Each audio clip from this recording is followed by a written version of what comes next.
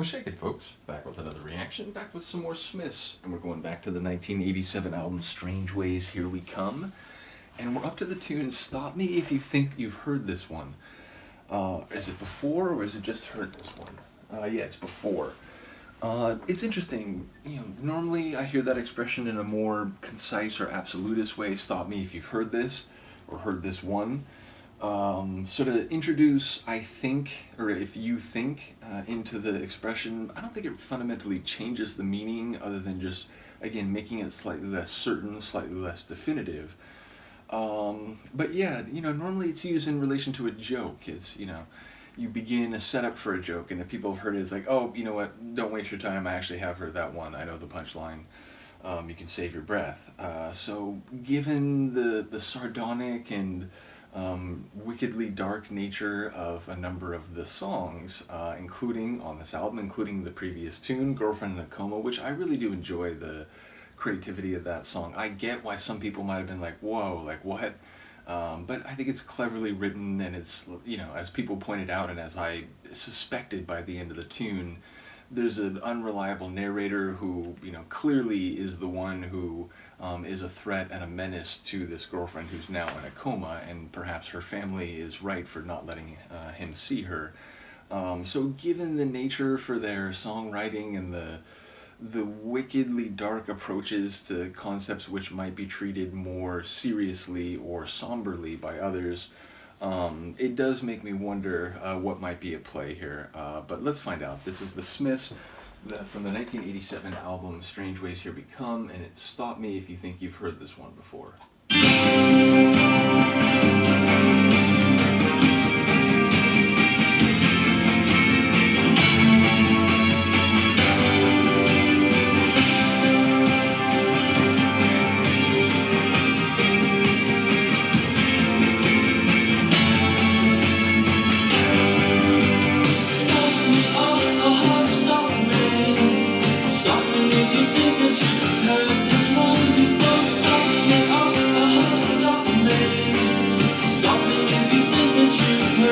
My own girlfriend may have listened to this one.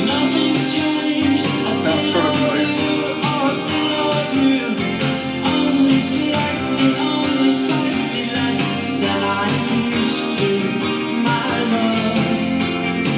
don't know if I heard that right.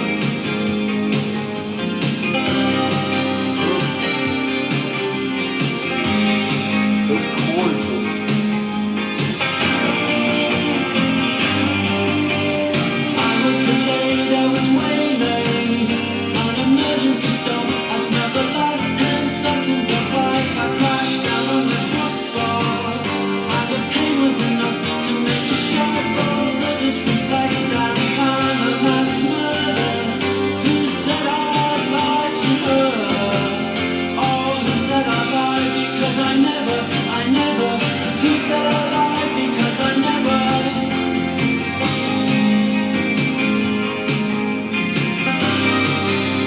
The composition,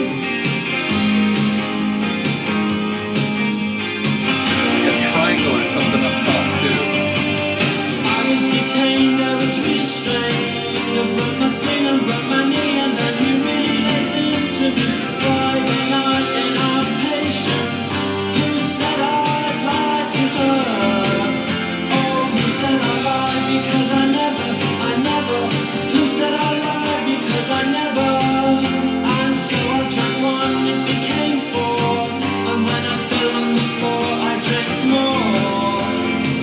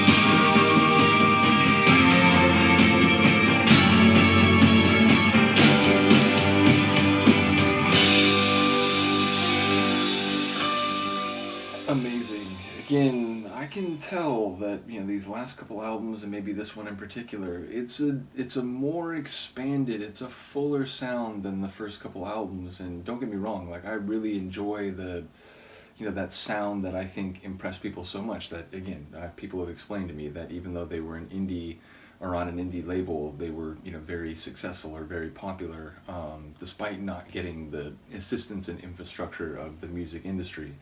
But yeah, like I said, by this point, it does seem like they're incorporating more things. They're trying some different elements in composition. And yeah, those sections where essentially they were instrumental sections between the verses and choruses. But yeah, the richness and fullness of those chords and just the overall atmosphere of those parts was really notable. And then yeah, lyrically, not quite sure what's going on. It does sound like some relationship which is not in a good way, like I only love you slightly less than I used to. I thought there was a line at the beginning that's like you shag me less than you used to or something like that. So yeah, it sounds like maybe a relationship where they've had the same arguments, they've gone down the same pathways, and they've been in the same cycles, and it's they, for whatever reason, they're still connected, but they know what to expect from the other, and there's a cynicism to it. So yeah, it felt like maybe it's in that kind of territory, but again, that is at best a hypothesis based on a few lines that I seem to catch, or may have caught part of.